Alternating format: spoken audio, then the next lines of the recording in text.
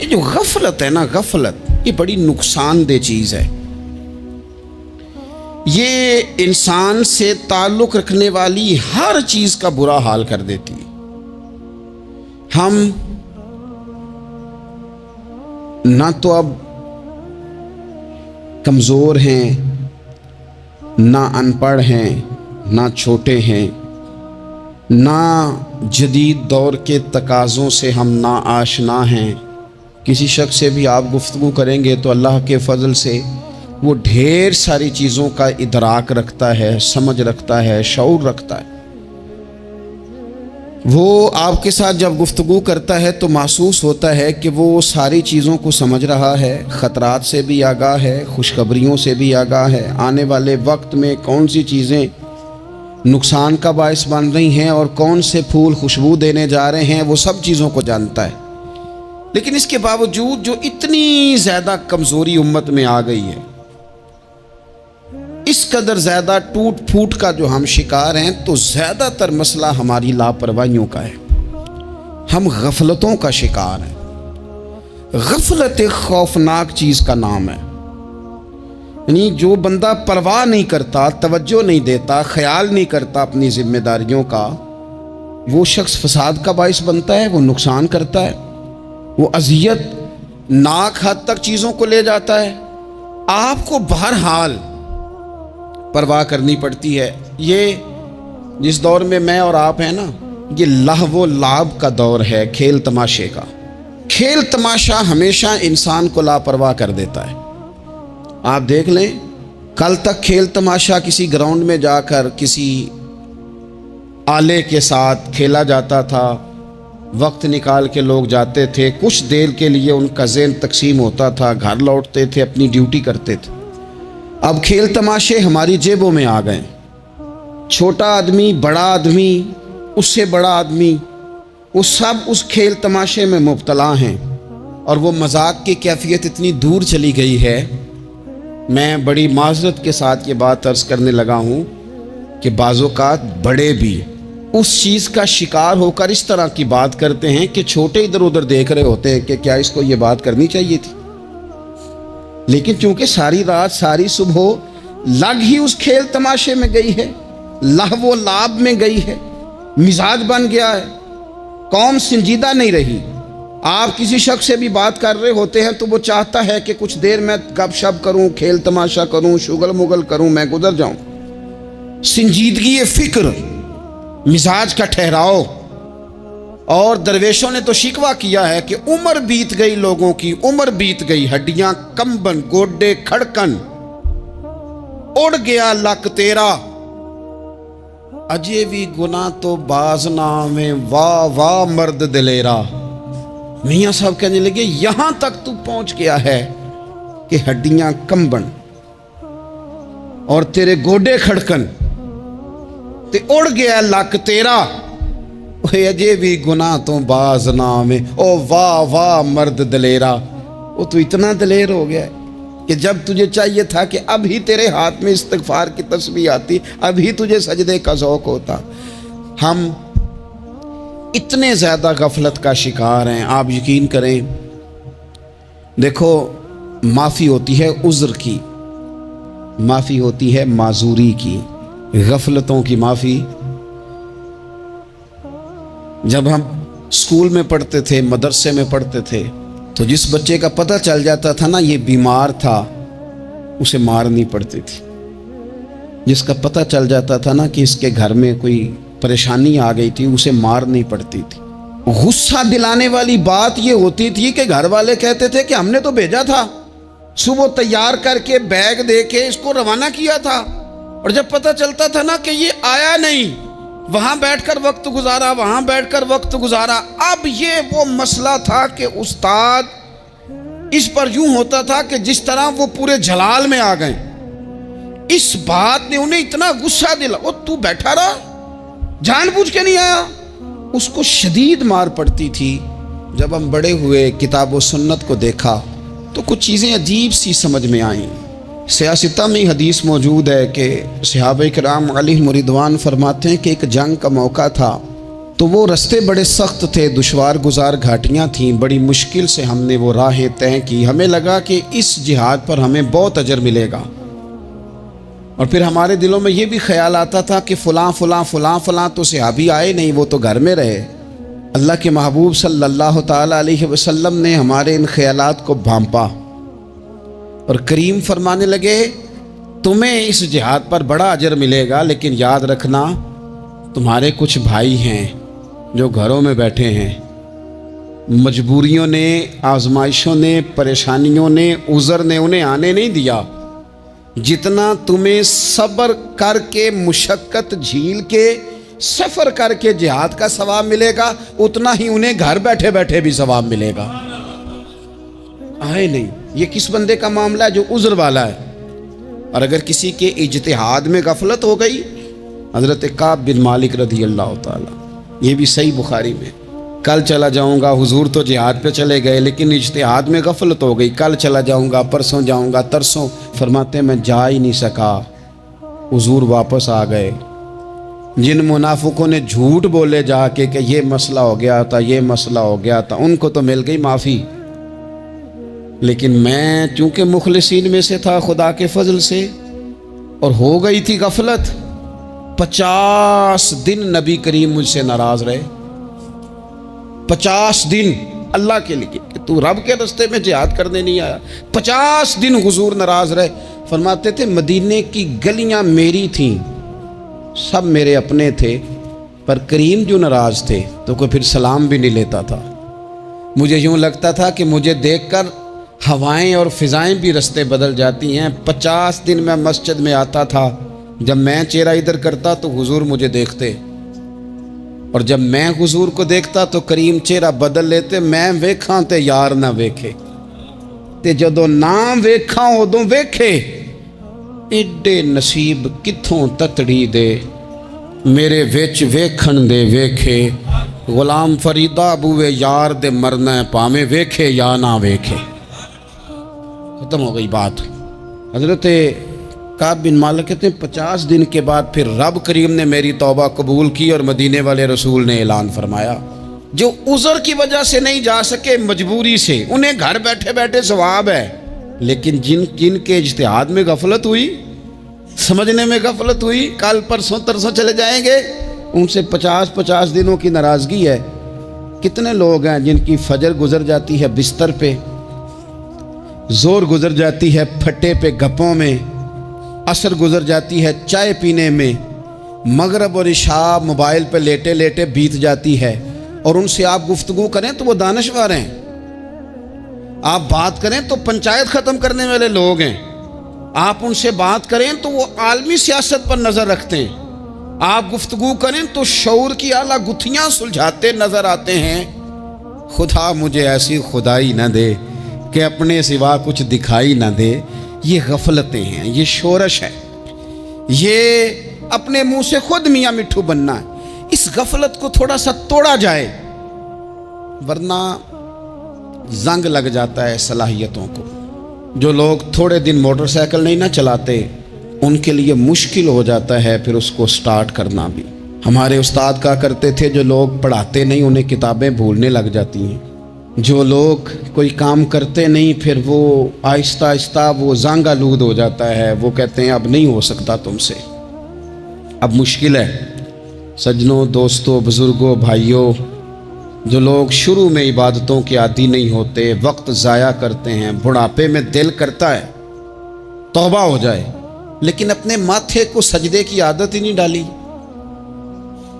یہ جسم جھکنا اس کا عادی نہیں ہوا کہ رب کی بارگاہ میں جھکے، اس کا مزاج ہی نہیں تہجد پڑھنے کا، سارا کچھ ہو جاتا ہے۔ میں نے سیاست کرنے والے، پنچایت ختم کرنے والے، چدراہٹ کرنے والے، وزاداری رکھنے والے راتوں کو تہجد پڑھتے بھی دیکھے ہیں، میں نے قرآن پاک سے پیار کرتے دیکھے ہیں، میں گواہ ہوں بہت سارے لوگوں کا، یہ کام ہو جاتا ہے۔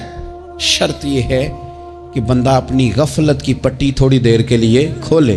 دوسری بات یہ کہ ہم خوش فہمیوں میں بڑا زندہ ہیں، بڑا اوہو، یعنی 2 4 5، کچھ لوگ کہتے ہیں اللہ کریم بڑا ہے، اللہ اگر کریم بڑا ہے نا میرے بھائی، تو نبی پاک صلی اللہ علیہ وسلم نے فرمایا وہ بڑا بیوقوف ہے جو خدا کی رحمت کی امید بھی رکھے اور اللہ کو ناراض بھی کرے، تو بیوقوف بندہ ہے۔ اگر وہ کریم ہے تو پھر تو محبت میں ہی اس کی بات مان، بات تو پھر بھی نہیں مان رہا۔ کچھ لوگ کہتے ہیں نبی پاک صلی اللہ تعالیٰ علیہ وآلہ وسلم شفاعت کریں گے، بھئی ہمارا تو سہارا ہی اس بات پہ ہے، حضور سفارش کریں گے، پر نبی پاک نے درجنوں جگہوں کہا ہے جو میرے طریقے پہ نہ چلے فلیس منا، مجھ سے نہیں۔ حضور نے فرمایا جو بڑے کی توقیر نہ کرے، چھوٹے پہ رحم نہ کرے، وہ مجھ سے نہیں۔ فرمایا جو ملاوٹ کرے وہ ہم میں سے، تو یہ حدیثیں بھی تو یاد رکھو نا۔ شفاعت کی بات انکار نہیں، حضور گناہگاروں کی ہی کریں گے، لیکن یہ حضور نے جو ہمیں اسباق پڑھائے یہ کس لیے پڑھائے؟ یہ بھی تو ہماری سمجھ کے لیے ہے نا۔ یہ ساری چیزیں ہم نے غفلت بنا کے اپنے اوپر اوڑھ لی۔ اور پھر سب سے بڑی بات یہ، جو لوگ جنت کے وارث اور مالک ہیں نا، کریم محبوب نے فرمایا یہ جو میری بیٹی فاطمہ ہے جنتی عورتوں کی سردار ہے، تو یہ تو جنت کی مالکہ اور وارثہ ہیں، وہ تو ساری رات ہی نماز پڑھتی تھی، تو سارا دن عبادت کرتی تھی۔ پاک سب سے زیادہ تو ان کو تھا، تو یہ تو ایک منٹ کے لیے مصلی سے جدا نہیں ہوئے۔ اور جنہوں نے صرف امید لگائی ہے، کوئی ان کے پاس ڈگری نہیں، وہ بن کے بیٹھ گئے ہیں، وہ کہتے ہیں جناب جنت مطلب ہم جسے کہیں گے معاذ اللہ وہ جائے گا، دوسرے کو جانے دیتے ہیں۔ اپنی زندگی میں خوش فہمیاں نہ لائیں، یہ غفلت پیدا کرتی ہیں۔ غفلت بڑی خطرناک چیز کا نام ہے۔ جب بندہ غافل ہو جاتا ہے، میں آپ سے ایک بات عرض کروں، حضرت عبداللہ ابن مسعود فرماتے ہیں کہ مومن رائی کے دانے کے برابر غلطی ہو جائے تو اسے لگتا ہے میرے سر پہ پہاڑ کھڑا ہے، اور فرمایا جو منافق ہوتا ہے نا، وہ پہاڑ کے برابر گناہ کر کے کہتا ہے بات ہی کوئی نہیں، فلانا بھی کرتا ہے، یہ بھی کرتا ہے، ساری دنیا کر رہی۔ یہ نفاق کی علامت ہے، اگرچہ بعض نے اسے نفاق عملی کہا، اعتقادی نہیں کہا۔ عزیز دوست، جب آپ چھوٹی غلطی کرتے ہیں تو پھر وہ چھوٹی چھوٹی غلطیاں پہاڑ بنتی ہیں، چھوٹی چھوٹی۔ وہ حضور نے فرمایا نا، جب تو ایک گناہ کرتا ہے تو تیرے دل پہ ایک دھبا لگتا ہے، نہ توبہ کرے تو دوسرا لگتا ہے، نہ کرے تو تیسرا، پھر دل کالا سیاہ ہو جاتا ہے۔ چھوٹی چھوٹی غفلتیں بڑی غفلتوں کو جنم دیتی ہیں، چھوٹی چھوٹی کمزوریاں بڑی کمزوریوں کو لے کے آتی ہیں۔ اسی طرح بخاری مسلم میں حدیث ہے، نبی پاک صلی اللہ تعالیٰ علیہ وسلم نے فرمایا کچھ لوگ کھلم کھلا گناہ کریں گے قیامت کے قریب، اعلانیہ۔ یا رسول اللہ صلی اللہ علیہ وسلم وہ کس طرح؟ تو حضور فرماتے ہیں انہوں نے رات کو غلطی کی تھی، رب نے ان کی غلطی پر پردہ ڈال دیا، انہوں نے سویرے اٹھ کے خود لوگوں کو بتانا شروع کیا، اور دیکھا میں نے رات یہ کیا، معاذ اللہ۔ فرمایا جب انہوں نے اللہ کے پردے کو کھولا تو پھر رب نے بھی ان کا پردہ کھول دیا۔ او میرے دوستو بتاؤ نا، جس کے رب پردے کھول دے پھر کون ہے جو اس کی پردہ داری کرے؟ کون ہے جو پردہ پوشی کرے؟ حضور فرماتے اس نے کھلم کھلا گناہ، فخر سے بتاتے ہیں لوگ یہ کرتا۔ میں بڑے ادب سے عرض کروں گا بزرگوں کی خدمت میں، جو بڑی عمر کے ہیں، جن کی اب اولادیں ہیں، اگر ان کی زندگی میں کچھ ایسی کمزوریاں ہیں تو بچوں کو سمجھانے کے لیے بھی اس کو ڈسکس نہ کریں، ہم یہ کرتے تھے، ہم یہ کرتے تھے، اس کا کوئی فائدہ نہیں، یہ ہم کر کے دیکھا ہے سارا کچھ۔ نہ نہ نہ نہ، جس طرح گناہ ہے اس طرح گناہ کا اظہار بھی گناہ ہے۔ آپ ڈبل جرم کر رہے ہیں، آپ دلیر کر رہے ہیں سامنے والے کو کہ تو بھی کر، خیر ہے۔ بلکہ ایک نوجوان مجھے ایک دفعہ کہنے لگا جی ابا جی کہتے ہیں میں نے 35 سال یہ کام کیا ہے، یہ سب غلط ہے۔ تو میں نے ابا جی سے کہا چلو 15 کو سال مجھے بھی کر لینے دو، پھر میں بھی توبہ کر لوں گا۔ یہ ہم لوگوں کو دعوت دے رہے ہیں کہ غلط کام کرو۔ قرآن مجید کو آپ دیکھیں گے نا، سورہ یاسین کے اندر یہ بھلا کفر کیوں ہوتا تھا، منافقت کیسے پیدا ہوتی تھی، بت پرستی کیسے عام ہوتی تھی، دنیا کے اندر ستارہ پرست، سورج پرست، چاند کی پوجا کرنے والے یہ لوگ کیسے پیدا ہوتے تھے؟ غفلت کی وجہ سے۔ جیسے جیسے یہ اللہ کی بارگاہ سے دور ہوتے جاتے، یہ مختلف قسم کی عبادتوں میں، شرک میں، کفر میں مبتلا ہوتے جاتے۔ قرآن مجید سورہ یاسین کے اندر ارشاد فرماتا ہے کہ اللہ تبارک و تعالیٰ نے قرآن مجید کو اس لیے اتارا ہے لِتُنذِرَ قَوْمًا مَا أُنذِرَ آبَاؤُهُمْ، تاکہ آپ ان لوگوں کو ڈرائیں جن کے باپ دادا کو نہیں ڈرایا گیا۔ اور نتیجہ کیا ہوا؟ فہم غافلون، وہ لوگ غفلت میں چلے گئے، ڈرایا نہیں گیا، سمجھایا نہیں گیا، کسی نے سبق نہیں پڑھایا۔ تو میں آپ سب سے گزارش کروں گا کہ خیر کی بات بتاتے رہیں، خیر کی بات کہتے رہیں۔ خیر کی بات جو ہوتی ہے یہ فائدہ کرتی ہے ہمیشہ، تو غفلتیں اپنی دور کرنی چاہیے۔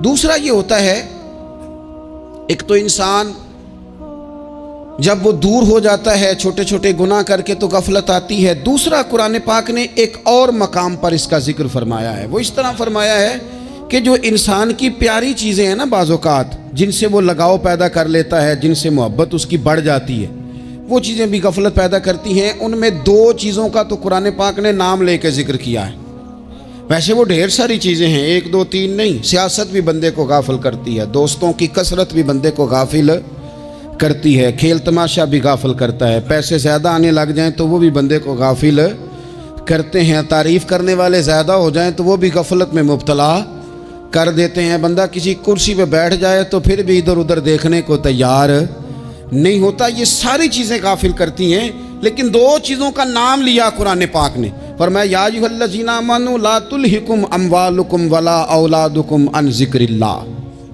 فرمایا اے ایمان والو، کہیں ایسا نہ ہو کہ تمہاری اولاد اور تمہارا مال تمہیں اللہ کی یاد سے غافل کر دے۔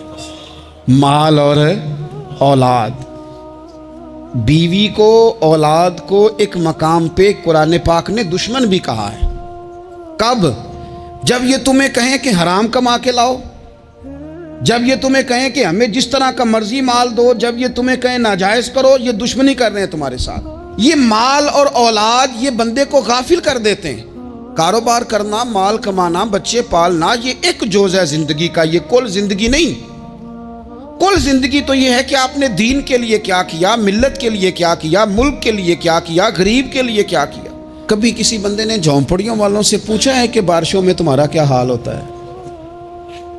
وہ کچی آبادیاں جہاں سے گزر کے ہم اپنے بچوں کو دکھاتے ہیں کہ یہ دیکھو یہ پرانے مکان سارے اسی طرح کے ہوتے تھے، کبھی ان لوگوں سے آپ نے پوچھا ہے جو ساری رات چھتوں کے نیچے بالٹیاں رکھ کے وقت گزارتے ہیں کہ چھت ٹپکتی ہے؟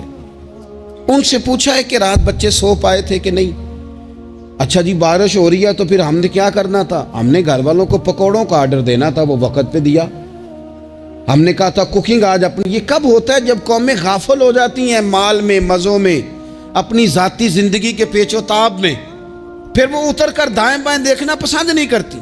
اللہ فرماتے ہیں مال اور اولاد کہیں تمہیں اللہ سے غافل نہ کر دے، کہیں ایسا نہ کر بیٹھنا کہ تم اس میں الجھ جاؤ پوری طرح اور تمہیں صرف اور صرف اپنے بچے یاد رہ جائیں۔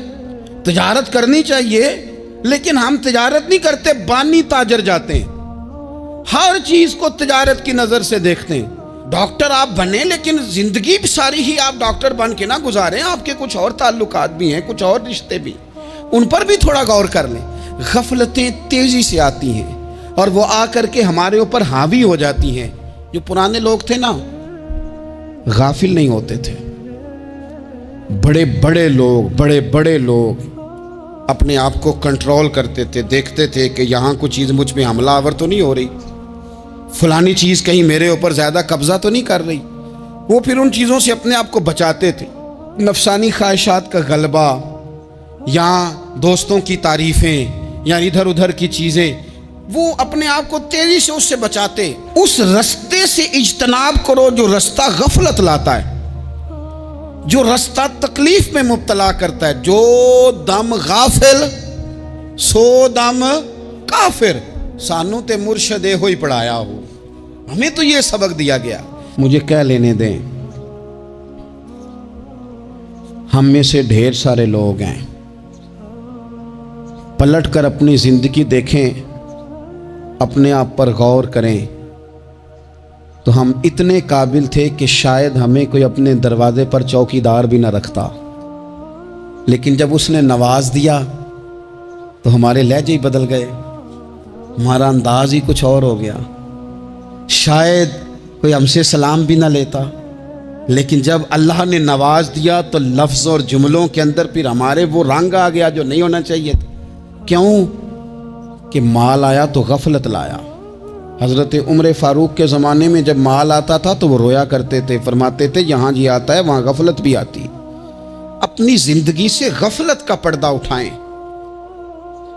سو رہے ہیں سارے جاگ جائیں، وقت تیزی سے گزر رہا ہے، بے قابو ہو گیا، ہم سے نہیں سنبھالا جاتا ٹائم، کب دن چڑھتا ہے کچھ پتہ نہیں چلتا، شام ہو جاتی ہے ڈھیروں کام رہ جاتے ہیں۔ کئی لوگ تھے جن کا ارادہ تھا کہ پرسوں سے میں نے مسجد آنا ہے، میں نے نیک ہو جانا ہے، وہ نہیں آئے، موت ہی آئی، حضرت اسرائیل ہی آئے۔ بڑا پیار کیا فلانے نے، او ہو جی، بڑا ہی رو رہے تھے اس کے بچے، پھر کیا قبر پہ بیٹھے رہتے ہیں سارا دن؟ پھر کیا کیا انہوں نے بچوں نے؟ کسی نے کہا میں نے ساتھ جانا ہے؟ نتیجہ کیا نکلا؟ پیار کس بات کا تھا؟ حضرت عبداللہ ابن مبارک کا آخری وقت تھا تو اماں رو رہی، بہن رو رہی، بھائی رو رہے ہیں، بیوی رو رہی، بچے رو رہے ہیں، آخری ٹائم ہے تو اماں سے کہنے لگے روتی کیوں ہو؟ کہنے لگی پتر بیٹے تو اور بھی ہیں پر جس طرح دوائی تو لا کے دیتا تھا کوئی بھی نہیں دیتا۔ فرمانے لگے بہنوں سے اور بھائیوں سے تم کیوں روتے ہو؟ کہنے لگے تو موجود تھا تو ہمیں کوئی ڈر نہیں تھا، ہر مشکل میں تو پہنچ جاتا تھا۔ بچوں کی طرف دیکھ کے کہو تم کیوں روتے ہو؟ وہ کہنے لگے ابا جی ابھی تو ہمارے بیاہ ہونے تھے اور آپ جا رہے ہیں۔ بیوی سے کہا تو وہ کہنے لگی بادشاہی تو تیرے سر پہ تھی، یہ بچے پوچھیں گے مجھے؟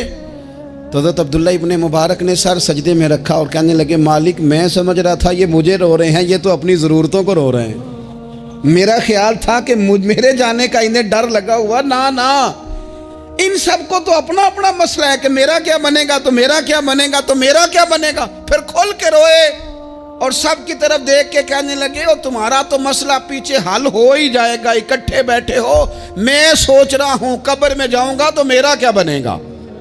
رب کی بارگاہ میں حاضر ہونا ہے، سوال جواب ہونے ہیں، حساب دینا ہے۔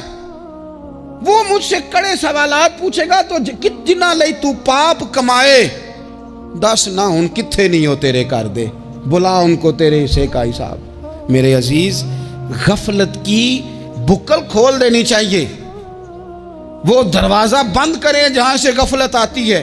خدا را کوئی نہیں، آپ یقین کریں رسمی دعائیں رہ گئی ہیں، رسمی 2 موبائل ہاتھ میں پکڑے ہوتے ہیں، کل کے ٹائم پتر نے 2 موبائل اور 2 موبائل پکڑ کے وہ کہہ رہا ہوتا ہے مولوی صاحب بات دعا 5 منٹ اور لمبی کر دینا، دیگ میں ذرا دیر ہے۔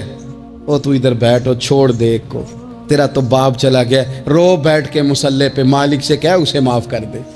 اور تو آج ہی افسر بن گیا ہے، تیرے لہجے میں آج ہی کچھ اور آ گیا، تجھے تو 3 دن میں یار شے بھول گئی، 3 دن میں ہی تو تیسرے دن اس طرح کے لفظ ادا کر رہا ہے کہ جن سے محسوس ہوتا ہے کوئی 2-4 دن بھی کوئی کہیں بیٹھ کے دعا کرتا ہے۔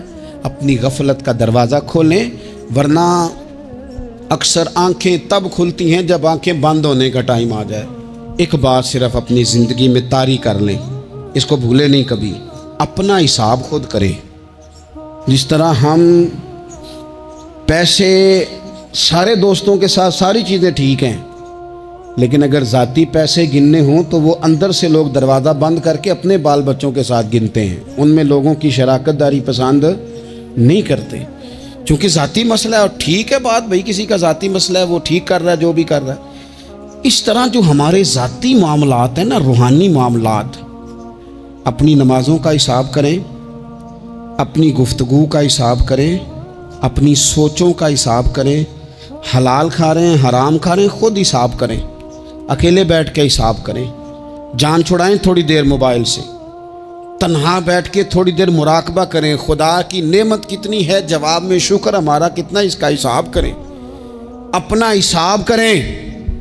اور حضرت عمر فاروق کا وہ جملہ یاد رکھیں، فرمایا کرتے تھے اپنا حساب کر لو اس سے پہلے کہ تمہارا حساب کیا جائے، یہ نہ ہو کہ پھر رب رسول حساب کریں اور تمہارے لیے مشکل ہو جائے۔ اپنا حساب کریں۔ زندگی کے معاملات میں جتنی غفلتیں ہیں، وہ مطلب میرے ابا جی کہا کرتے تھے پتر چھال مار کے نکلو بسترے چوں، تو وہ تھوڑا سا نا ایک دفعہ چھلانگ لگا کے باہر آئے، اور پہلا قطرہ ہی بننا ہوتا ہے بارش کا، اور کچھ بھی نہیں ہوتا، پہلا قطرہ بن جائیں، نکل آئیں، توڑ دیں وہ سارے بت جو ہمیں غفلت میں مبتلا کرتے ہیں۔ زندگی میں فیصلے جلدی کر لینے چاہیے، ہم فیصلے نہیں کر پاتے اور ٹائم ہمارے جانے کا آ جاتا ہے وقت۔ وہ ایک نوجوان نے ایک دفعہ لکھا تھا کہ میں نے اپنے گھر والوں سے کہا کہ اب میں نے داڑھی رکھنی ہے، اور کچھ میں نے عبادات کی طرف سفر کرنا ہے، تو میری والدہ کہنے لگیں کہ پتر اجے ٹائم نہیں. تو کہتے ہیں میری اماں اسکول ٹیچر تھی، پڑھی لکھی تھی. میں نے کاغذ قلم لا کے والدہ کو دیا. میں نے کہا اماں مجھے آپ وہ ٹائم بتا دیں جو نیک ہونے کا ہے، میں پھر اس ٹائم ہی شروع کر لوں گا. تو کہتے ہیں میری اماں نے کاغذ قلم دیکھا اور میرا اندر کا جذبہ دیکھا تو ماں تھی نہ، روئی پڑی. کہنے لگی پتر رکھ تو میں تیرے لیے دعا کروں گی، اللہ تیری مدد کرے گا. تو ٹائم تو آ گیا ہے، وقت تو قریب ہے. اللہ فرماتے ہیں اقترب للناس حسابهم وهم فی غفلۃ معرضون. بس اس آیت کا ترجمہ کبھی نہ بھولنا. رب فرماتا ہے لوگوں کے حساب کا وقت قریب آ گیا ہے اور وہ ابھی بھی غفلت میں منہ پھیرے ہوئے ہیں. ٹائم تو حساب کا آ گیا. ہڈیاں کمبن تے گوڈے کھڑکن تے اڑ گیا لک تیرا. اجے بھی گناہ تو باز نام ہے، واہ واہ مرد دلیرا. اللہ سمجھ کی توفیق عطا کرے.